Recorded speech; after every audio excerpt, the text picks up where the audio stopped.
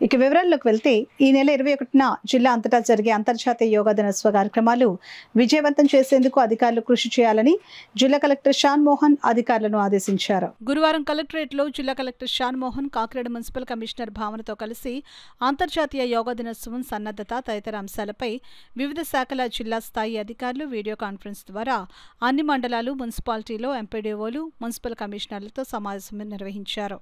అంతర్జాతీయ యోగా దినోత్సవం సన్నద్ధత, జిల్లాలో ఏర్పాట్లు, యోగా ట్రైనర్స్కు, యోగా కార్యక్రమంలో పాల్గొన్న వారికి పార్టిసిపేషన్ సర్టిఫికెట్ల పంపిణీ, ఫేజ్ 3 యోగా శిక్షణ కార్యక్రమాలు పూర్తి చేసుకోవడం వంటి అంశాలపై జిల్లా కలెక్టర్ షాన్ మోహన్ అధికారులకు క్షేత్రస్థాయి సిబ్బందికి దిశానిర్దేశనం చేశారు. ఈ సందర్భంగా జిల్లా కలెక్టర్ షాన్ మోహన్ మాట్లాడుతూ విశాఖపట్నంలో నిర్వహించే అంతర్జాతీయ యోగా దినోత్సవానికి ముఖ్య అతిథిగా గౌరవ దేశ ప్రధాని పాల్గొంటున్నారని అన్నారు.